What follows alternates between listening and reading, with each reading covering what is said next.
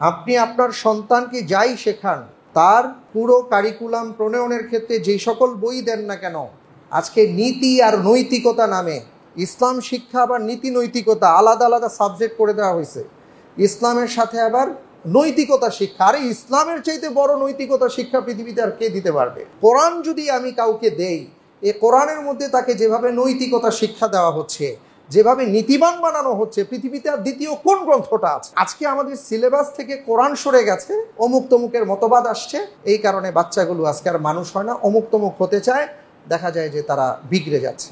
ইব্রাহিম আলাইহিস সালাম এই জন্য বলেছেন, হে আল্লাহ, আমাদের সন্তানদেরকে, আমাদের এই জাতিকে, আমার যেই রসুল আমার পক্ষ থেকে আসবেন তার দ্বিতীয় শিক্ষানীতিটা হবে এটা যে ওয়ায়ুআল্লিমুহুমুল কিতাব, তিনি কিতাব শিক্ষা দিবেন। অর্থাৎ আপনার কোরআনে আপনি যা বলেছেন, আপনার কিতাবগুলোতে আপনি যা বলেছেন, এই কিতাবটা শিক্ষা দিবেন কেন? অর্থাৎ জীবন চলার নীতিটা তারা নেবে কোরআন থেকে, তাহলে সমস্যা হবে না।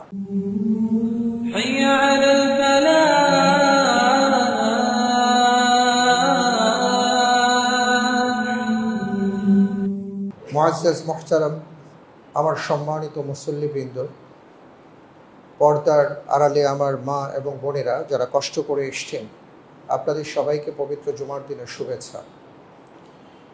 আমি আমার আলোচনার শুরুতেই মহান আল্লাহ তাআলার কাছে কায়মনোবাক্যে দোয়া করছি, আমাদের দেশে আমরা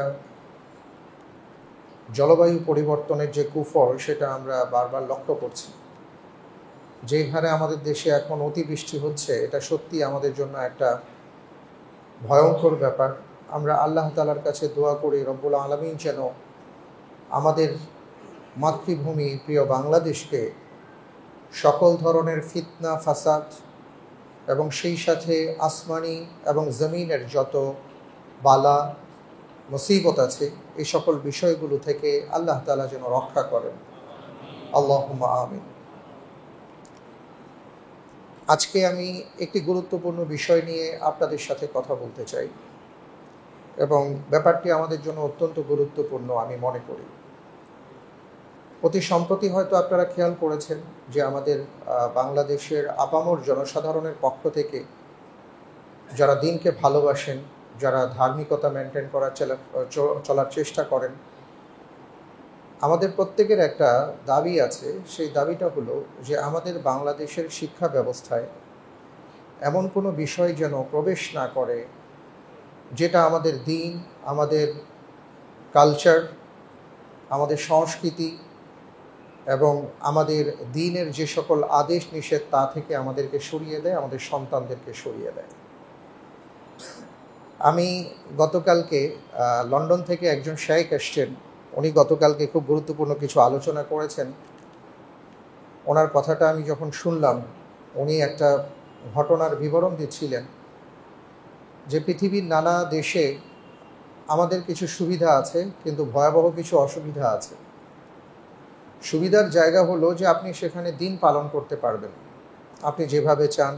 অনেক যারা ডেমোক্রেসির কথা বলেন, সেখানে আপনি অনায়াসে আপনার দিন পালন করতে পারবেন, সমস্যা নাই। কিন্তু অসুবিধার জায়গাটা হলো সেখানে এমন এমন কিছু নীতিমালা আছে, শিক্ষানীতি আছে এবং দেশের কিছু আইন নিয়ম আছে যেগুলো ইসলামের সাথে শুধু সাংঘর্ষিক নয়, ইসলাম যে সকল বিষয়ে শাস্তির কথা বলেছে, হুদুদের কথা বলেছে, সেই সকল বিষয়গুলো সেখানে বৈধতা না, বরং সেখানে আরও উদ্বুদ্ধ করা হয়। ফলে যেটা হয় যে সন্তানেরা নামাজ যেমন পড়ে, মসজিদমুখী যেভাবে হয়, আবার এমন এমন কাজের সাথে তারা জড়িয়েও পড়ে যেটা ইসলামের সাথে সাংঘর্ষিক। ফলে তারা যে তাদের দিনকে হারাচ্ছে, তাদের সমাজকে হারিয়ে ফেলছে, সংসারকে হারাচ্ছে, এটা তারা উপলব্ধি করতে পারে অনেক পরে, কিন্তু তখন কিছু করার থাকে না। তো সেই ফিতনার ঢেউ আমরা দেখি যে আমাদের দেশে মাঝে মাঝে আছড়ে পড়ার একটা অপচেষ্টা হয়।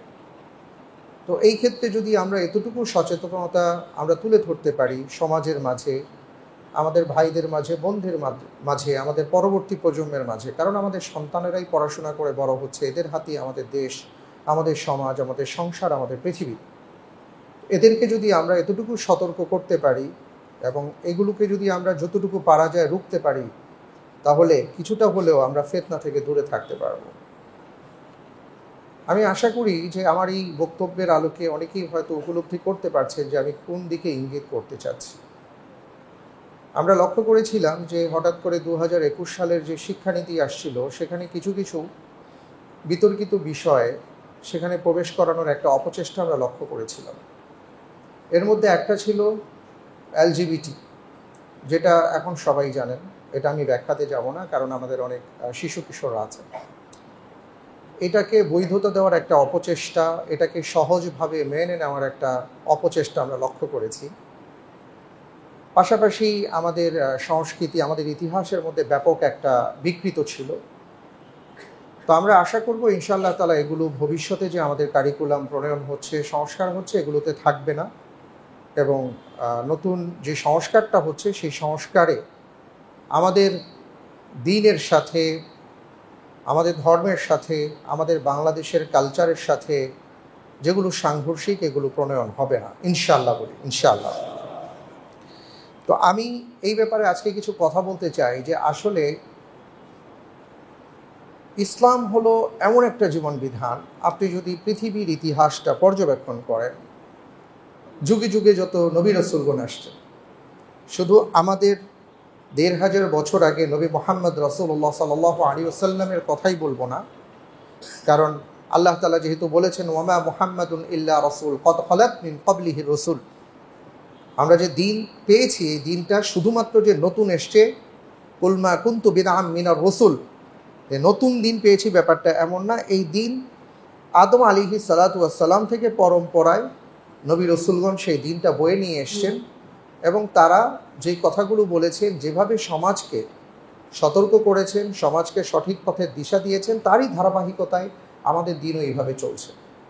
তা আমরা পৃথিবীর ইতিহাসটাকে যদি পর্যবেক্ষণ করি তাহলে আমরা দেখব আল্লাহ রাব্বুল আলামিন এই দিন দেবার ক্ষেত্রে যেই সময়ে যে নবী, যে রসুলকে পাঠিয়েছেন, সেই কওমকে তারা সতর্ক করেছেন, তারা জ্ঞান অর্জনের কথা বলেছেন।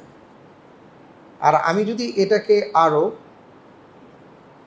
আরেকটু ছোট করে নিয়ে এসে আমাদের ক্ষেত্রে যদি আমরা কথাটা বলার চেষ্টা করি, তাহলে যেটা আসে সেটা হলো যে আপনি যদি কোরআন খুলেন এবং রাসূল সাল্লাল্লাহু আলাইহি ওয়াসাল্লামের যে বক্তব্য আছে, তার জীবন বিধানের মধ্যে যে তার আচার আচরণগুলো আছে, সেটা যদি আপনি খেয়াল করেন তাহলে পৃথিবীর ইতিহাসে দ্বিতীয় এমন কোনো জীবন বিধান পাবেন না যেখানে এতবার জ্ঞান অর্জনের কথা, জ্ঞানের কথা, শিক্ষার কথা বলা হয়েছে।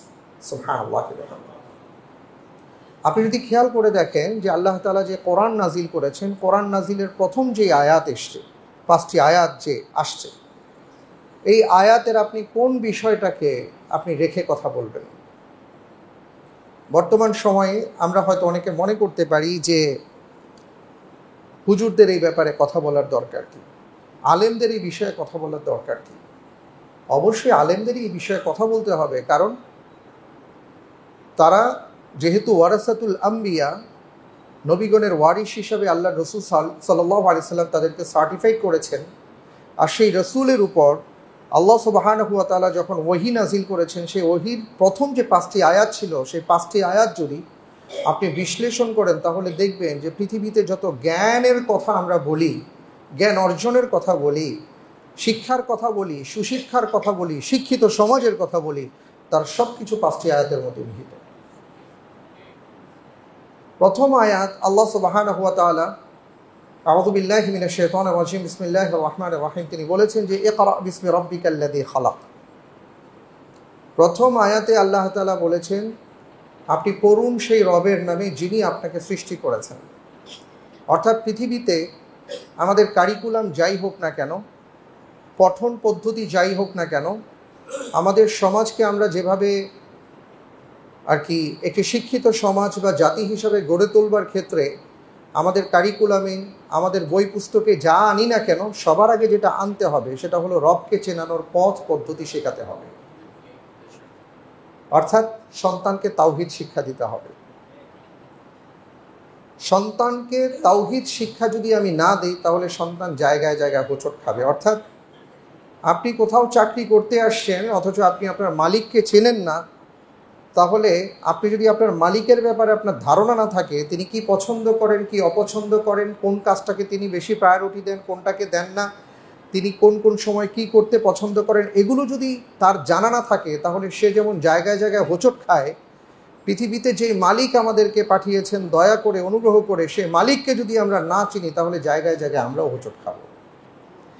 এই জন্যই আল্লাহ তাআলা বলেছেন যে শিক্ষার মূল বিষয় যেটা হবে সেটা হলো সবার আগে তুমি তোমার রবকে শিখো, রবকে চেনো, জানো, তার সম্পর্কে জ্ঞান অর্জন করো। তুমি জানো, তোমার সন্তান সন্ততি, তোমার পরিবার পরিজন, আহাল ভবিষ্যৎ প্রজন্ম যারা আসবে সবাইকে এটা জানাও, শিক্ষা দাও। এই জন্য হযরতে ইব্রাহিম আলাইহিস সালাতু ওয়াস সালামের দোয়া ছিল ঐতিহাসিক দোয়া, যে দোয়াটা আজকে আমাদের শিক্ষার মূলনীতি হিসেবে বিবেচনা করা উচিত বলে মনে করি। আমি সেই প্রসঙ্গে আসবো ইনশাআল্লাহ। তো সূরা আলাকের প্রথম আয়াতটি যখন আল্লাহ তাআলা জানিয়ে দিয়েছেন যে তোমার প্রথম এবং প্রধান শিক্ষার মূল বস্তু বিষয় হবে তাওহীদের শিক্ষা, রবকে চেনার শিক্ষা। দ্বিতীয় যে শিক্ষানীতিটা হবে, আল্লাহ তাআলা পরে বললেন খলাকাল ইনসানা মিন আলাক। এটা বলে আল্লাহ রাব্বুল আলামিন যেন আমাদেরকে বুঝিয়ে দিলেন যে আল্লাহ তাআলা মানুষকে সৃষ্টি করেছেন আলাক থেকে। আপনি দূর থেকে যদি একটু চিন্তা করে দেখেন, তাহলে দেখবেন যে এটা আল্লাহ রাব্বুল আলামিন যেন মেডিকেল সায়েন্সের কথা বলেছেন। অর্থাৎ আপনি আপনার রবকে যেমন চিনবেন, আপনি জ্ঞান বিজ্ঞানও অর্জন করবেন।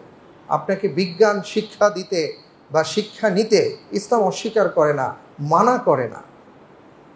কারণ আপনি যদি আপনার রবকে চেনেন, তাহলে এরপরে যখন আপনি বিজ্ঞান শিখবেন, তখন ডারউইনের মতবাদ আপনার সামনে যখন আসবে, আপনি সাথে সাথে আপনার রব কি বলেছেন এটা বুঝে আপনি বুঝতে পারবেন যে ডারউইনের মতবাদকে আপনি গ্রহণ করবেন না প্রত্যাখ্যান করবেন।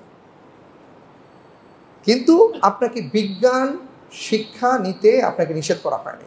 আচ্ছা, ওই আয়াতের সর্বশেষ কথা যদি আমরা বলি, আল্লাহ রাব্বুল আলামিন কি বলেছেন পঞ্চম আয়াতে?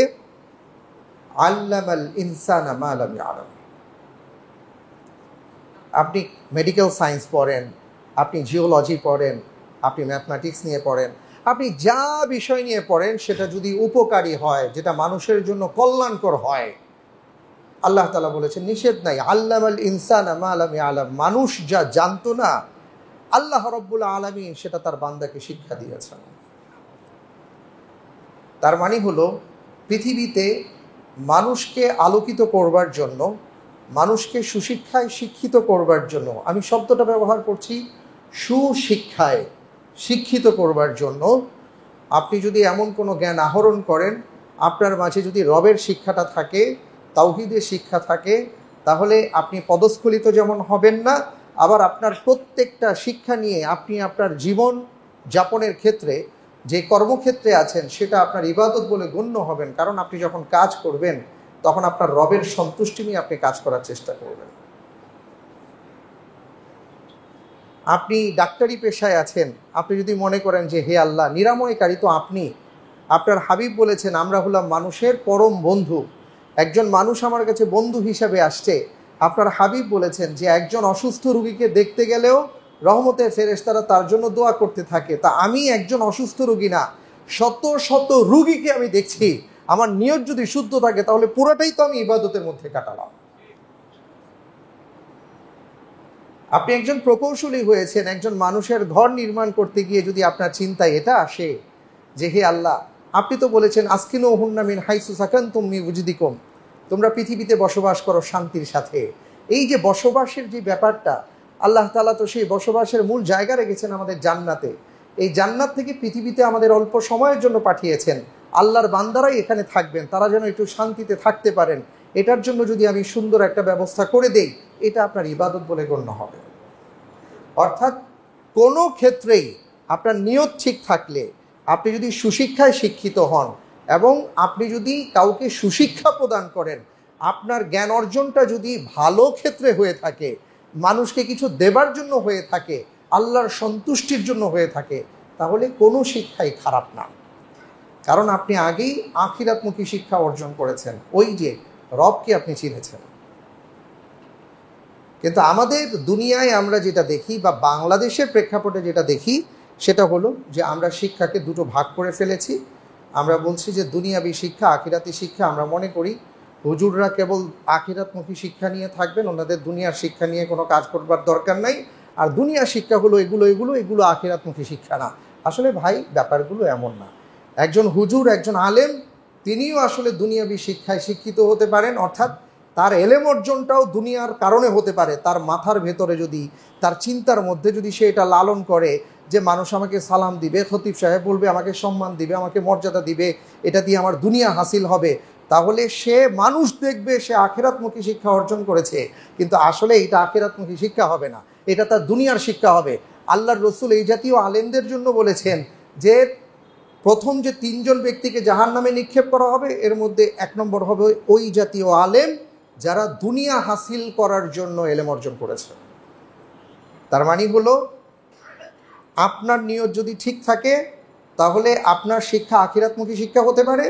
আমার নিয়ত যদি ঠিক না থাকে, আমি এলেম অর্জন করেও আসলে দুনিয়া হাসিলের জন্য এটা হয়ে যেতে পারে, যেটা আমার জন্য আমার আখিরাত বরবাদ করে দিতে পারে।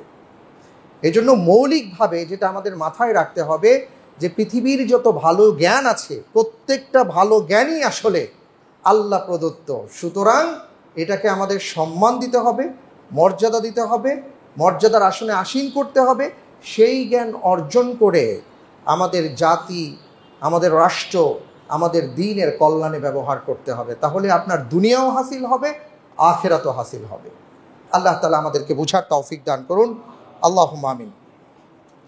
তো আমি যেই কথাটা বলছিলাম যে আমরা যদি একটু খেয়াল করে দেখি, এখানে আল্লাহ সুবহানাহু ওয়া তাআলা এবং তার রাসূল সাল্লাল্লাহু আলাইহি ওয়াসাল্লাম দ্বীনের এই যে ইলমের ব্যাপারে বা ইলমের মর্যাদার ব্যাপারে যে কথাগুলো বলেছেন, আমরা যদি একটু চিন্তা করে দেখি তাহলে আমি বুঝবো যে কিভাবে একটা শিক্ষানীতি প্রণয়ন করতে হয়, প্রস্তুত করতে হয়। এটার মূলনীতি কোরআনে উল্লেখ করা আছে। কারণ পৃথিবীর মধ্যে একটা জাতি আপনি পাবেন যেটাকে বলা হয় পড়ুয়া জাতি। আর কোনো জাতির মধ্যে, কোনো ধর্মে আপনি খুঁজে পাবেন না যাদেরকে বলা হয়েছে তুমি পড়ো। কিন্তু আল্লাহ রাব্বুল আলামিন আমাদের মুসলমানদেরকে বলেছেন, আপনি যে লা ইলাহা ইল্লাল্লাহ বলে মুসলমান হতে চান, আল্লাহ তাআলা বলছেন দাঁড়াও, লা ইলাহা ইল্লাল্লাহ বলার আগে দাঁড়াও, ফালাম, এই যে লা ইলাহা ইল্লাল্লাহ বলছো, আগে তুমি জানো যে লা ইলাহা ইল্লাল্লাহ মানে কি, ইলাহ মানে কি, আল্লাহ মানে কি, লা ইলাহা মানে কি, ইল্লাল্লাহ মানে কি, লা ইলাহা ইল্লাল্লাহ পুরো বাক্যটার অর্থ কি, ফালাম, আগে এই ব্যাপারে জ্ঞান অর্জন করে তারপরে তুমি বলো। অর্থাৎ মুখস্থ বিদ্যা ভালো, আমি বলে ফেললাম, ইসলাম বলে না। এই জন্য আমরা প্রায় আপনাদেরকে বলি যে ভাই, আমরা আমাদের বাবার থেকে, দাদার কাছ থেকে শুনে শুনে মুসলমান হয়েছি না, আমাদের পড়ে পড়ে মুসলিম হতে হবে, আমাদের জ্ঞান অর্জন করে মুসলিম হতে হবে। কারণ ইসলাম আমাদেরকে এটা বলে। এই জন্য আপনাকে কোরআন পড়তে হবে, আপনাকে হাদিস পড়তে হবে, আপনার রাসূলের সিরাত জানতে হবে। আপনি যখন জ্ঞান অর্জন করবেন তখন আপনি প্রাউড ফিল করবেন, আপনি দ্ব্যর্থহীন কণ্ঠে বলতে পারবেন যে আলহামদুলিল্লাহ, আমি এটার জন্য গর্ববোধ করছি যে আল্লাহ তাআলা আমাকে মুসলমান বানিয়েছেন, এমন একটা জাতিতে পাঠিয়েছেন যেই জাতির প্রথম কথাটাই হলো জ্ঞান অর্জন করো। সুবহানাল্লাহি ওয়া বিহামদিহি। তো আমি যেই কথা বলছিলাম যে আল্লাহ রাব্বুল আলামিন এবং তার রাসূল সাল্লাল্লাহু আলাইহি ওয়াসাল্লাম আমাদেরকে যে বিষয়গুলো জানিয়ে দিয়েছেন জ্ঞানের ক্ষেত্রে, শিক্ষার ক্ষেত্রে, এটা যদি আমরা একটা আয়াত দিয়ে বিশ্লেষণ করি তাহলে আমাদের কাছে ব্যাপারটি ক্লিয়ার হয়। যেমন মনে করেন, আপনারা জানেন ইব্রাহিম আলাইহিস সালাতু ওয়াস সালাম হাজার হাজার বছর আগে, 4000 বছর আগে তিনি আল্লাহ তাআলার কাছে দোয়া করে বলেছেন। কি দোয়া ছিল সেটা? তিনি বলেছিলেন, রব্বানা ওয়াবআথ ফীহিম রাসূলাম মিনহুম ইয়াতলু আলাইহিম আয়াতিক ওয়া ইউআল্লিমুহুমুল কিতাবা ওয়াল হিকমাতা ওয়া ইউযাক্কিহিম ইন্নাকা আনতাল আজিজুল হাকীম। তিনি আল্লাহ তাআলার কাছে দোয়ায় বলেছেন যে তার এই রক্তধারায় এমন একজন নবীকে আল্লাহ আপনি পাঠান, এমন একজন রসুলকে আপনি পাঠান আমার এই রক্তধারায়, যার মাঝে আপনি 4টা গুণ দেবেন। এই গুণে গুণান্বিত হয়ে তিনি পৃথিবীর মাঝে মানুষকে আলোকিত করবেন। সেই 4টা বিষয় কি? তিনি বলেছেন, ইয়াতলু আলাইহিম আয়াতিক। প্রথম হলো, যিনি আপনার আয়াতগুলো, আপনার নিদর্শনগুলো, আয়াত মানে হলো নিদর্শন, এটা কোরআনে কারীমের আয়াত যেমন হতে পারে, আপনার আশেপাশে আমার চারপাশে আল্লাহ তাআলার অসংখ্য নিদর্শন আছে, এগুলোকেও আয়াত বলে। যেটা আমরা জানি না যে আপনি আল্লাহ রব্বুল আলমিনের এই সৃষ্ট জগৎ থেকেও আপনি আল্লাহকে চিনতে পারবেন, যেইভাবে হযরত ইব্রাহিম আলাইহিস সালাতু ওয়াস সালাম এই আয়াতগুলো দেখে আল্লাহ তাআলাকে চিনতে পেরেছেন। তো আল্লাহ রব্বুল আলমিনের কাছে ইব্রাহিম আলাইহিস সালাম তিনি দোয়া করেছেন যে হে আল্লাহ, এমন একজন নবী বা রসুলকে আমার এই রক্তধারায় আপনি পাঠান, যিনি 1 নম্বর কাজ যেটা করবেন সেটা হলো আপনার আয়াতকে মানুষের মাঝে খুলে খুলে বর্ণনা করবেন, অর্থাৎ আপনাকে চেনাবেন, তাওহীদের শিক্ষা দেবেন। আপনাকে চেনানো মানে তাওহীদের শিক্ষা। যিনি তাওহীদের শিক্ষা দেবেন এবং তিনি প্রথমে এই কাজটা করবেন সবার আগে। তো শিক্ষার মূল বিষয়টা হলো রবকে চেনানোর, জানানোর শিক্ষা আমাদেরকে দিতে হবে। আমাদের প্রাইমারি লেভেলে আমাদের বাচ্চাগুলো যখন কথা বলতে শিখে, মুখ দিয়ে যখন কথা বলতে শিখে, রাসূল সাল্লাল্লাহু আলাইহি ওয়াসাল্লাম বলেছেন ওর প্রথম উচ্চারণটা যেন আল্লাহ হয়, এটা তোমরা চেষ্টা করো, তাকে শিখিয়ে দাও। কারণ ও প্রথমেই কানে শুনেছে, আজান শুনেছে, পৃথিবীতে আসার সাথে সাথে আল্লাহু আকবার দিয়ে তা শুরু হয়েছিল, আল্লাহর নাম নিয়ে সে পৃথিবীতে এসছে। যখন সে প্রথম কথাটা বলবে তখনও সে যেন আল্লাহ বলে, এটা তাকে শিক্ষা দাও, অর্থাৎ তাকে তাওহীদ শিক্ষা দাও। আমি বলবো আমাদের বাচ্চাদেরকে যদি একেবারে ছোট্ট ছোট্ট বাচ্চা সোনামণিরা এই যে নার্সারি, প্লে, ক্লাস 1 এই সকল ক্ষেত্রে এই জায়গাগুলো থেকে যদি আমরা আমাদের বাচ্চাদেরকে নার্সিং করতে পারি, তাদেরকে যদি তাওহীদের আলোয় আলোকিত করতে পারি, ধীরে ধীরে যদি তাদেরকে শেখাতে পারি, তাহলে এই জাতি দিয়ে আপনি কিছু আশা করতে পারবেন। এবং সর্বস্তরে আমাদের শিক্ষার মূল ভিত্তি হওয়া উচিত তাওহীদ। আল্লাহ তাআলা বুঝার তৌফিক দান করুন। এরপরে দ্বিতীয় যে বিষয়টা ইব্রাহিম আলাইহিস সালাতু ওয়াস সালাম বলেছেন, ওয়া ইউআল্লিমুহুমুল কিতাব। তাওহীদ সে শিখেছে, তার রবকে চিনেছে, জেনেছে, এবার তাকে কিতাব শিক্ষা দেবেন। কিতাব কেন শিক্ষা দেবেন? আপনি দেখবেন আমাদের অনেকের মতবাদ পড়ানো হয়, অনেকের বর্তমান পৃথিবীতে আমরা দেখি যে অনেকের বক্তব্য শোনার জন্য, যে সকল বক্তব্য শুনে আমরা উজ্জীবিত হই, এই জাতীয় বক্তব্য শোনার জন্য মানুষ অনেক টাকা পয়সা, অনেক অর্থ খরচ করেন। অর্থাৎ তিনি তার জীবনটাকে কিভাবে সাজাবেন, কিভাবে গোছাবেন, কোন পথে চলবেন, কে কি বললেন, আমরা কথায় কথায় অমুক কি বলেছেন, তমুক কি বলেছেন, অনেকের কথা বলি। কিন্তু ইব্রাহিম আলাইহিস সালাতু ওয়াস সালাম বলে দিয়েছেন, তুমি যদি তোমার সন্তানকে সঠিক পথের দিশা দিতে চাও, তাকে যদি সঠিক পথে পরিচালিত করতে চাও, তাকে যদি সুন্দরভাবে একটা সুস্থ জীবন চলার নীতি তাকে উপহার দিতে চাও, তাকে যদি জীবনের পাথেও দিতে চাও, তাহলে তাকে কিতাব শিক্ষা দাও, কোরআন শিক্ষা দাও। সুবহানাল্লাহি ওয়া বিহামদিহি। আজকে আমাদের শিক্ষানীতির কোথাও আপনি কোরআনকে এইভাবে পাবেন না। এমনকি দেখা যায় যে আলিয়া মাদ্রাসার যে সকল কারিকুলাম হয়েছে, নানাভাবে এটাকে কাটছাঁট করা হয়েছে, সেখানেও পুরো কোরআনের অনুবাদটা সেইভাবে আসে না। আর আমরা এখন পরীক্ষার উপর নির্ভরশীল হয়ে গেছি। আজকে একটা জাতি যদি আমাদের এমন গঠন হতো, এখানে যারা মুরব্বীরা আছেন তারা বলতে পারবেন যে পাকিস্তান আমলে, ব্রিটিশ আমল থেকে শুরু করে পাকিস্তান আমলেও এটা চর্চা ছিল যে আপনাদের বাধ্যতামূলকভাবে কোরআন শিখতে হতো। অনেকে কোরআনের ভাষা বলতে পারেন, অনেকে আমার সাথে আরবিতে কথা বলেছেন, কারণ উনি বলেছেন হুজুর ছোটোবেলায় করেছি, এখনও মনে আছে। কিন্তু সেই শিক্ষাটা কোথায় গেল? আজকে আমরা কোন শিক্ষায় জাতিকে শিক্ষিত করছি, যে কারণে আমাদের সন্তানগুলো বেয়াদব হয়ে যাচ্ছে? কারণ আমরা মূল শিক্ষানীতি থেকে দূরে সরে আসছি।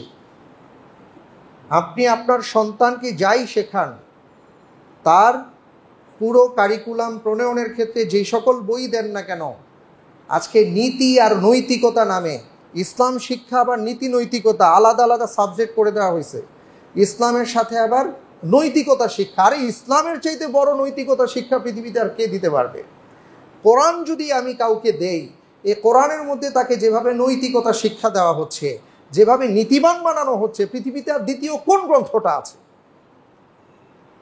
তা আজকে আমাদের সিলেবাস থেকে কোরআন সরে গেছে, অমুক তমুকের মতবাদ আসছে, এই কারণে বাচ্চাগুলো আজকে আর মানুষ হয় না, অমুক তমুক হতে চায়, দেখা যায় যে তারা বিগড়ে যাচ্ছে।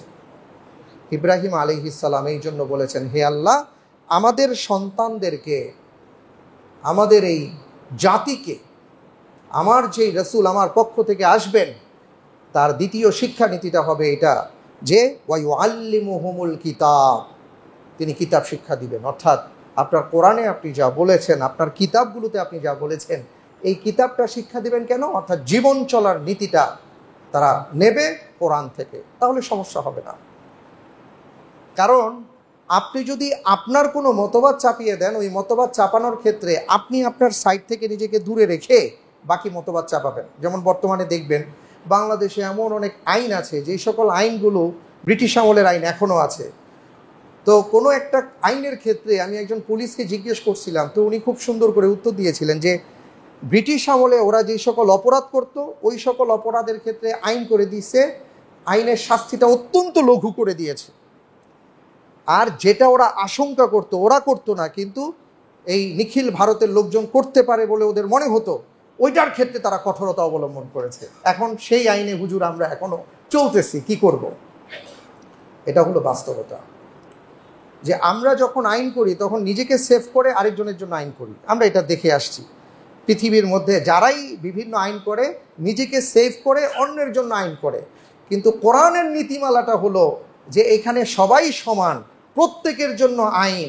আর এই কারণে সেই আইন কি বলেছে, আল্লাহর রসুল সাল্লাল্লাহু আলাইহি ওয়াসাল্লামের কাছে যখন ফাতেমা নাম্নী একজন নারীর বিচারের ক্ষেত্রে বলা হয়েছিল যে সে তো খুব সম্ভ্রান্ত, তাকে ছেড়ে দেওয়ার কোনো অপশন আছে কিনা, তার বিচারের ক্ষেত্রে কিছুটা কম বেশি করা যায় কিনা, আল্লাহর রসুল সাল্লাল্লাহু আলাইহি ওয়াসাল্লাম বলেছেন, খবরদার এই কথা দ্বিতীয়বার বলবে না।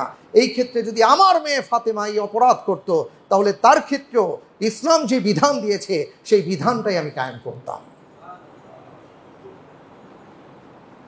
সুতরাং আমাদের জীবন চলার নীতির ক্ষেত্রে কোরআনের শিক্ষা থাকা চাই। হতে পারে ক্লাস 1 থেকে নিয়ে 10 অথবা 3 থেকে নিয়ে একেবারে অনার্স বা মাস্টার্স পর্যন্ত পুরো সময়টা জুড়ে একটা ছেলে যদি, একটা মেয়ে যদি পুরো কোরআনটা সে অনুবাদ সহকারে শিখতে পারতো, বুঝতে পারতো, তাহলে অন্তত এটা জানতো যে আমার কোরআন আমাকে কি বলেছে।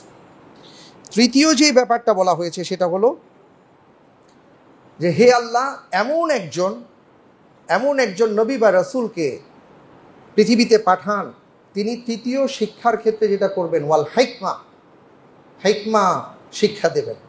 প্রশ্ন হলো হিকমা কি? এটার বিশাল ব্যাখ্যা স্কলারগণ দিয়েছেন, অনেক বড় ব্যাখ্যা। মূল কথা যদি বলি, মানুষের জন্য যত ধরনের উপকারী জ্ঞান আছে, জ্ঞান, বিজ্ঞান, চিকিৎসা, স্বাস্থ্য যা আছে, আপনি যত দিক থেকে বলেন না কেন, এই সব কিছু হিকমার মধ্যে চলে আসছে। অর্থাৎ আপনার পার্থিব উপকারী জ্ঞান হাসিলের ক্ষেত্রে ইসলাম নিষেধ করে নাই, শুধু ওইটা মেনটেন করতে হবে ইসলামের সাথে সাংঘর্ষিক এমন কোনো বিষয় যেন প্রবেশ না করে। তাহলে কোরআন কিন্তু মূলনীতি দিয়ে দিয়েছে যে আপনার অন্য কোনো শিক্ষার ক্ষেত্রে বাধা নাই, কিন্তু খেয়াল রাখতে হবে এটা যেন মানুষের জন্য উপকারী হয়। আজকে আমাদের সন্তানেরা পড়াশোনা করে, যারা ফিনান্স নিয়ে পড়াশোনা করেন, আমরা জানি কমার্স নিয়ে পড়াশোনা করেন, তাদের পড়াশোনার মূল বিষয়টা হলো কিভাবে আপনি ইন্টারেস্ট পাবেন, কোন জায়গায় আপনার সুদ বাড়বে, কোন জায়গায় সুদ কমবে, এগুলো নিয়ে পড়ায়। কিন্তু আমরা এখানে জাকাতের হিসাবটা দিতে পারছি না, জাকাতের হিসাব পড়াতে পারছি না। আপনি সুদের জায়গায় তো মুনাফা নিয়ে আসতে পারতেন, আপনি তো জাকাতের হিসাব দিয়ে তাকে অঙ্ক শেখাতে পারতেন। আজকে সেটা নাই কেন? এই কারণে নাই, কারণ ইসলামের যে নীতিমালা ছিল শিক্ষার, ওটা থেকে দূরে সরে গেছি। এই জন্য আজকে আমাদের পুরো জাতিকে আজকে সুদী জাতি বানানো হচ্ছে। গোটা পৃথিবীর এই অবস্থা। চতুর্থ স্তরে যেটা বলা হয়েছে, ইব্রাহিম আলাইহিস সালাতু ওয়াস সালাম বলেছেন যে হে আল্লাহ, সেই রাসূলকে পাঠান যিনি আপনার কিতাবের মাধ্যমে আরও একটা শিক্ষা বাস্তবায়ন করবেন, ওয়ায়ুযাক্কিহিম, তাদেরকে নৈতিকতা শিক্ষা দেওয়া হবে। কিতাবের মাধ্যমে তাদেরকে নৈতিকতা শিক্ষা দেওয়া হবে। আজকে আপনারা দেখেন, আমি গত 2 সপ্তাহ আগে বা গত সপ্তাহে তো আলোচনা করলাম, যে বৃদ্ধাশ্রমের কথা বলেছি, যে বৃদ্ধাশ্রমে কোন সকল মা বাবা যাচ্ছেন। এখানে দরিদ্র ব্যক্তির মা বাবা যাচ্ছেন না, ধনাঢ্য ব্যক্তি, শিক্ষিত ব্যক্তির মা বাবা বৃদ্ধাশ্রমে তাদের জায়গা হয়। আজকে আমরা নিজেরা যদি নিরপেক্ষভাবে, আমি বলবো যে আমরা সব কিছু বাদ দিয়ে নিরপেক্ষভাবে যদি আমি চিন্তা করি, আচ্ছা, আমি কি আমার বোনের অধিকারটা দিয়েছি? আপনি তো শিক্ষিত মানুষ, আপনি তো অনেক শিক্ষায় শিক্ষিত, কিন্তু আপনি কি আপনার বোনের সঠিক অধিকারটা দিয়েছেন? আপনি কি আপনার ফুপুর অধিকার দিয়েছেন? আপনি কি আপনার চাচার অধিকারটা দিয়েছেন? যদি প্রশ্ন আসে, ভেতর থেকে নিজেকে করুন, আমি জিজ্ঞেস করছি না। অনেকের ক্ষেত্রে আমরা উত্তর দেব না। কেন? কারণ আপনি অনেক শিক্ষা অর্জন করেছেন, কিন্তু কোরআন যে শিক্ষানীতি দিয়েছিল ওয়ায়ুযাক্কিহিম, নৈতিকতা শিক্ষা, নৈতিকতার শিক্ষার মূল ভিত্তিটা হলো আলা কুল্লুকুম রাইন ওয়া কুল্লুকুম মাসউলুন আন রাইয়াতিহি, সবাই মেনে নাও তোমরা সবাই রাখালের মতন। বেলা শেষে রাখাল যেমন তার সম্পদের হিসাব দেয়, তার পশুর হিসাব তার মালিকের কাছে দেয়, আল্লাহ তাআলা তোমাদেরকে যার যার অবস্থান থেকে যে সকল দায়িত্ব অর্পণ করেছেন, প্রত্যেকটা দায়িত্বের ক্ষেত্রে রাখালের মতন মহান রবের কাছেও তোমার হিসাব দিতে হবে।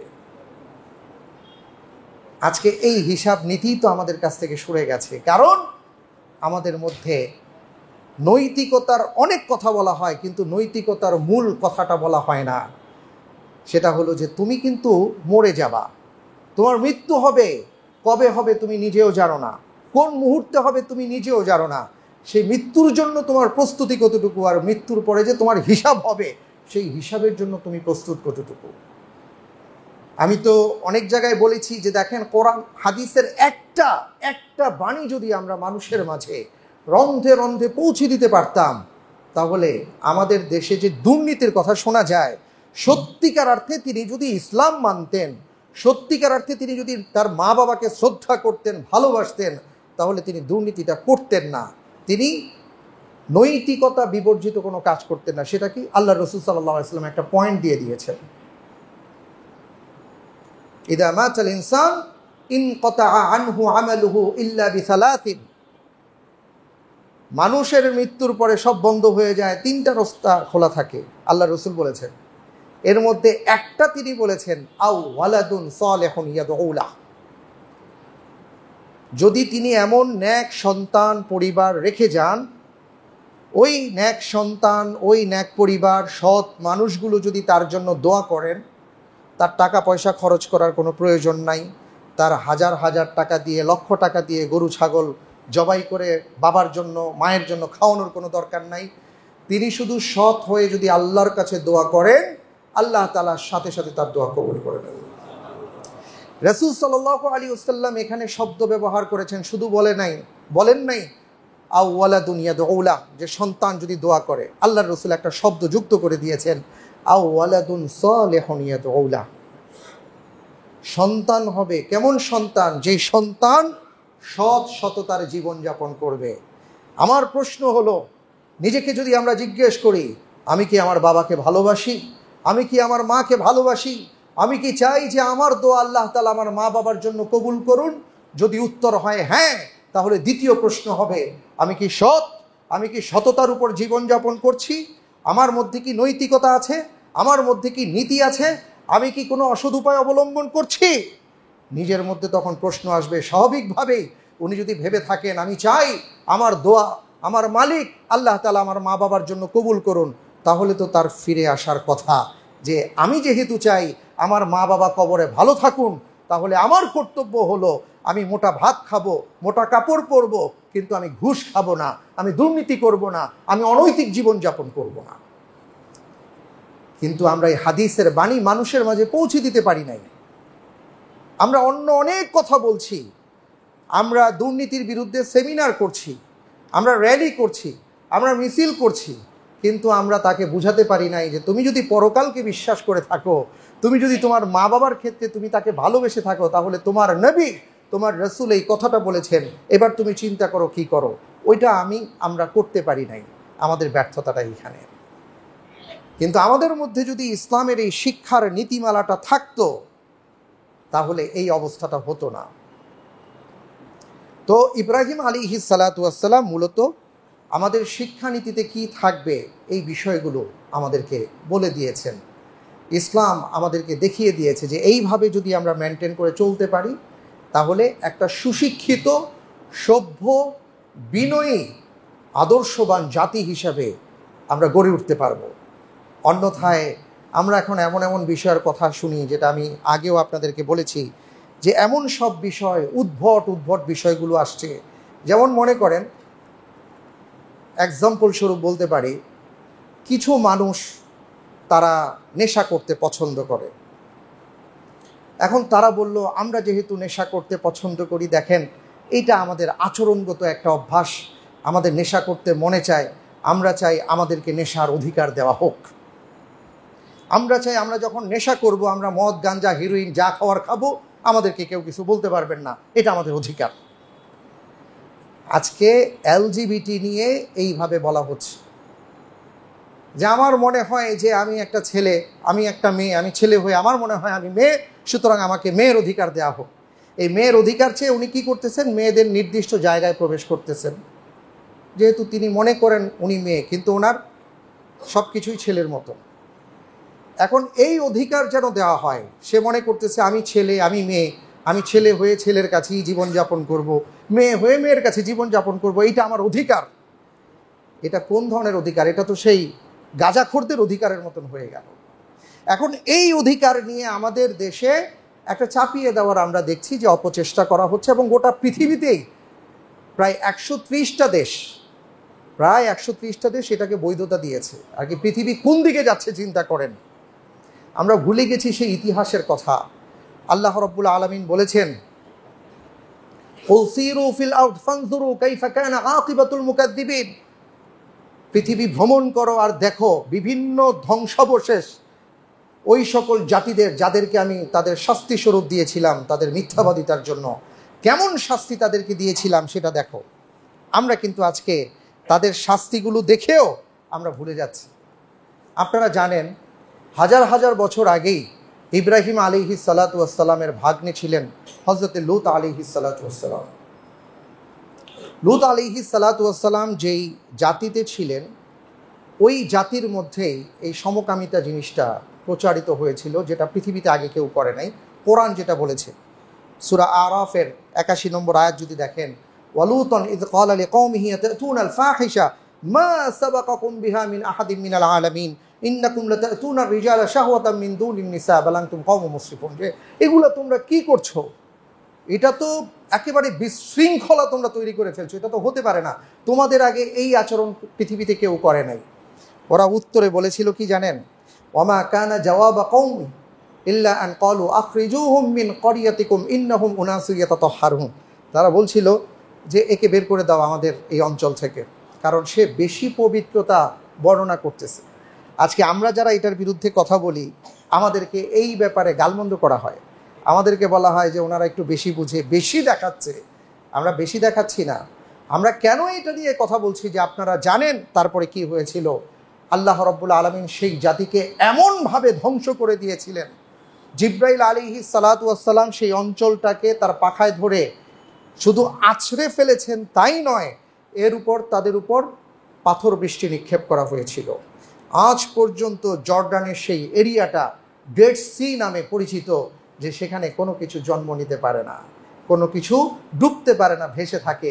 এমন শাস্তির নিদর্শন দেখার পরেও যদি আমরা এ জাতীয় বিষয়গুলোকে আমাদের সমাজে প্রবেশ করার কোনো ধরনের ফাঁকফোকর তৈরি করে দেই, তাহলে সবশেষ কথাটা হলো ওয়াত্তাকু ফিতনাতান লা তুসিবান্নাল্লাযীনা যালামু মিনকুম খাসসা ওয়া আলামু আন্নাল্লাহা শাদীদুল ইকাব। ভয় করুন সেই ফিতনাকে, যেই ফিতনা যখন ধেয়ে আসবে গোটা সমাজ, গোটা রাষ্ট্রকে ধ্বংস করে দেবে, তখন বাঁচার কোনো পথ থাকবে না। যেই কথাগুলো বললাম, আল্লাহ তাআলা আমাদের সবাইকে আমল করার তৌফিক দান করুন। আল্লাহুম্মা আমিন।